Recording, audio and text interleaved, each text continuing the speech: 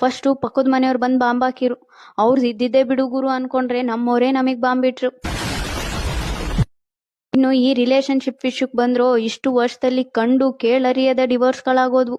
ಪ್ರೀತಿಗೋಸ್ಕರ ಸತ್ತಿದ್ದೇನ್ ಕೇಳ್ತೀರಾ, ಪ್ರೀತಿಸಿದವ್ರಿಗೋಸ್ಕರ ಸಾಯಿಸಿದ್ದೇನ್ ಕೇಳ್ತೀರಾ. ಯಪ್ಪ ಯಪ್ಪ ಯಪ್ಪ ಯಪ್ಪ. ಒಟ್ನಲ್ಲಿ ಮದ್ವೆ ಆಗಿ ಹನಿಮೂನ್ಗೆ ಹೋಗ್ತೀವಿ ಅನ್ನೋ ಖುಷಿಗಿಂತ ಯಾರು ಯಾವಾಗ ಡ್ರಮ್ಮಿಗ್ ಸೇರ್ತಾರೋ ಅನ್ನೋ ಭಯನೇ ಜಾಸ್ತಿ. ಇನ್ನು ಲಾಯಲ್ಟಿ ಅನ್ನೋದು ಸತ್ತೇ ಹೋಗಿದೆ. ನಾಳೆ ಮದ್ವೆ ಇಟ್ಕೊಂಡು ಇವತ್ತು ಚೀಟ್ ಮಾಡ್ತಾರೆ ಗುರು. ರಬುನೇ ಬನಾದಿ ಜೋಡಿ ಅನ್ಕೊಂಡು ಲೈಫ್ನೇ ಬರ್ಬಾದ್ ಮಾಡಿ ಹೋಗ್ತಾವ್ರೆ.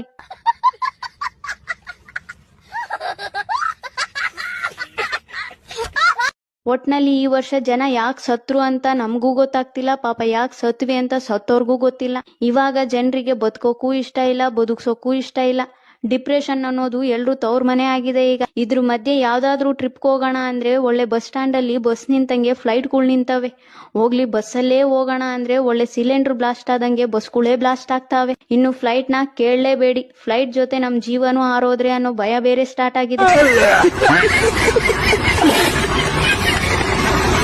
ಅದಕ್ಕೆ ಮನೆಯೇ ಮಂತ್ರಾಲಯ ಅಂತ ಸುಮ್ನೆ ಕುಂತಿದೀವಿ. ಇನ್ ಸ್ವಲ್ಪ ದಿನದಲ್ಲೇ 2025 ಮುಗಿಯುತ್ತೆ ಅಂತ ಖುಷಿ ಪಡ್ಬೇಕೋ ಅಥವಾ ನೆಕ್ಸ್ಟ್ ಇಯರ್ ನಮ್ ಬುಡುಕ್ ಇನ್ನೇನ್ ಕಾದಿದೀವೋ ಅಂತ ಟೆನ್ಷನ್ ಪಡ್ಬೇಕೋ ಒಂದು ಗೊತ್ತಾಗ್ತಾ ಇಲ್ಲ. ಆದ್ರೂ ಈ 2025 ಅಲ್ಲಿ ಕೆಲವು ಒಳ್ಳೆ ಕೆಲ್ಸಗಳು ಕೂಡ ನಡೆದ್ವು. 18 ವರ್ಷದಿಂದ ಈ ಸಲ ಕಪ್ ನಮ್ದೆ, ಈ ಸಲ ಕಪ್ ನಮ್ದೆ ಅಂತ ಹೇಳಿ ಸುಸ್ತಾಗಿದ್ ಬಾಡಿಗೆ ಈ ಸಲ ಕಪ್ ನಮ್ದು ಅನ್ನೋ ಹೊಸ ಸ್ಲೋಗನ್ ಕೊಟ್ಟಿದ್ ಇಯರ್ ಇದು. ಆದ್ರೆ ಈ ಖುಷಿ ಕೂಡ ಒಂದೇ ದಿನದಲ್ಲಿ ಎಕ್ಸ್ಪೈರ್ ಆಗೋಯ್ತು. ಅದಕ್ಕೆ ಶ್ರೀಕೃಷ್ಣ ಪರಮಾತ್ಮ ಹೇಳಿದ್ದಾರೆ ಅನ್ಸುತ್ತೆ, ಎವ್ರಿಥಿಂಗ್ ಇಸ್ ಟೆಂಪ್ರವರಿ ಅಂತ. ಇಂಡಿಯಾ ವಿಮೆನ್ ವರ್ಲ್ಡ್ ಕಪ್ ಗೆದ್ದಿದ್ದು ಇದೇ 2025 ಅಲ್ಲಿ. ಇದೆಲ್ಲದಕ್ಕೂ 2025ಗೆ ಒಂದು ಥ್ಯಾಂಕ್ಸ್ ಹೇಳ್ಬೇಕು. Thanks, love you.